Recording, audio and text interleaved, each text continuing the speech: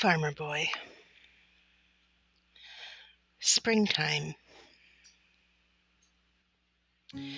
Now breakfast was eaten before dawn, and the sun was rising beyond the dewy meadows when Almanzo drove his team from the barns. He had to stand on a box to lift the heavy collars onto the horses' shoulders and to slip the bridles over their ears. But he knew how to drive. He had learned when he was little. Father wouldn't let him touch the colts, nor drive the spirited young horses, but now that he was old enough to work in the fields, he could drive the old, gentle work team, Bess and Beauty. They were wise, sober mares. When they were turned out to pasture, they did not whinny and gallop like colts. They looked about them, lay down and rolled once or twice, and then fell to eating grass. When they were harnessed, they stepped sedately, one behind the other, over the sill of the barn door, sniffed the spring air, and waited patiently for the traces to be fastened. They were older than Almanzo, and he was going on 10. They knew how to plow without stepping on corn or making the furrows crooked. They knew how to harrow and to turn at the end of the field. Almanzo would have enjoyed driving them more if they hadn't known so much. He hitched them to the harrow. Last fall, the fields had been plowed and covered with manure. Now the lumpy soil must be harrowed. Bess and Beauty stepped out willingly.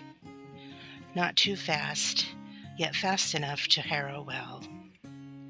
They liked to work in the springtime, after the long winter of standing in their stalls. Back and forth across the field they pulled the harrow, while Almanzo walked behind it, holding the reins. At the end of the row, he turned the team around and set the harrow so that its teeth barely overlapped the strip already harrowed. Then he slapped the reins on the horses' rumps, shouted, "Get up!" and away they went again. All over the countryside, other boys were harrowing too, turning up the moist earth to the sunshine. Far to the north, the St. Lawrence River was a silver streak at the edge of the sky. The woods were clouds of delicate green.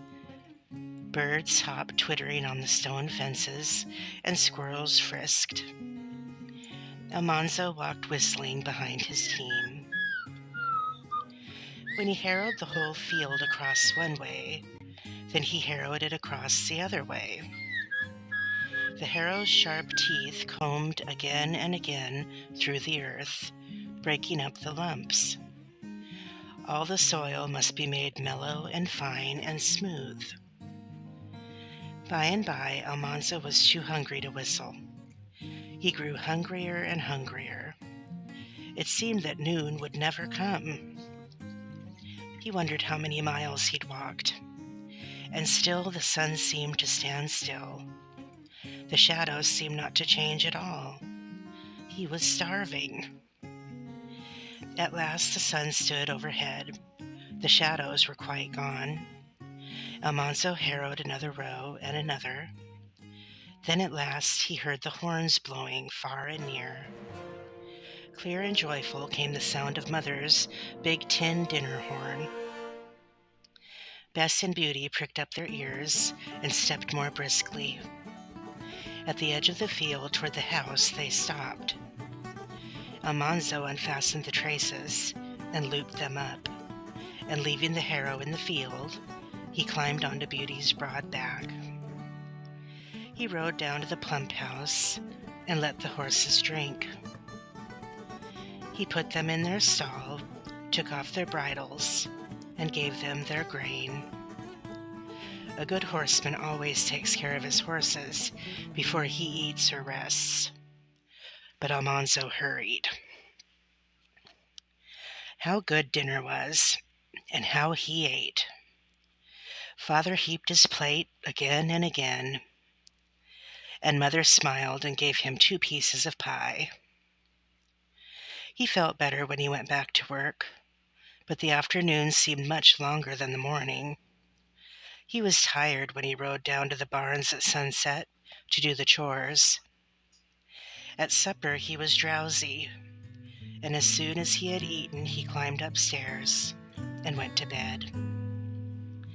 It was so good to stretch out on the soft bed. Before he could pull up the coverlet, he fell fast asleep. In just a minute, Mother's candlelight shone on the stairs, and she was calling.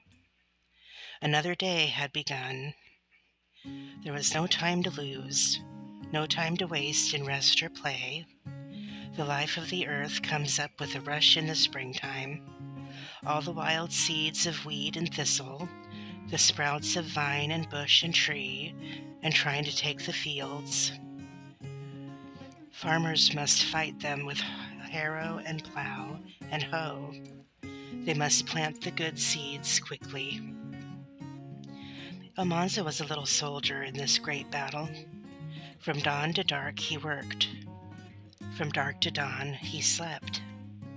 Then he was up again and working. He harrowed the potato field till the soil was smooth and mellow, and every little sprouting weed was killed. Then he helped Royal take the seed potatoes from the bin in the cellar and cut them into pieces, leaving 2 or 3 eyes on each piece. Potato plants have blossoms and seeds, but no one knows what kind of potato will grow from a potato seed. All the potatoes of one kind that have ever been grown have come from one potato. A potato is not a seed. It is part of a potato plant's root. Cut it up and plant it, and it will always make more potatoes just like itself. Every potato has several little dents in it that look like eyes. From these eyes, the little roots grow down into the soil, and little leaves push up toward the sun. They eat up the piece of potato while they are small, before they are strong enough to take their food from the earth and air. Father was marking the field. The marker was a log with a row of wooden pegs driven into it, 3.5 feet apart. One horse drew the log crosswise behind him, and the pegs made little furrows. Father marked the field lengthwise and crosswise, so the furrows made little squares. Then the planting began. Father and Royal took their hoes, and Alice and Almanzo carried pails full of pieces of potato. Almanzo went in front of Royal, and Alice went in front of Father, down the rows. At the corner of each square where the furrows crossed, Almanzo dropped 1 piece of potato. He must drop it exactly in the corner so that the rows would be straight and could be plowed. Royal covered it with dirt and patted it firm with the hoe. Behind Alice, Father covered the pieces of potato that she dropped. Planting potatoes was fun. A good smell came from the fresh earth and from the clover fields. Alice was pretty and gay, with the breeze blowing her curls and setting her hoop skirts swaying. Father was jolly, and they all talked while they worked. Almanzo and Alice tried to drop the potatoes so fast that they'd have a minute at the end of a row to look for birds' nests or chase a lizard into the stone fence. But Father and Royal were never far behind. Father said, "Hustle along there, son, hustle along." So they hustled, and when they were far enough ahead, Almanzo plucked a grass stem and made it whistle between his thumbs. Alice tried, but she could not do that. She could pucker her mouth and whistle. Royal teased her. Whistling girls and crowing hens always come to some bad ends. Back and forth across the field they went, all morning, all afternoon, for 3 days. Then the potatoes were planted.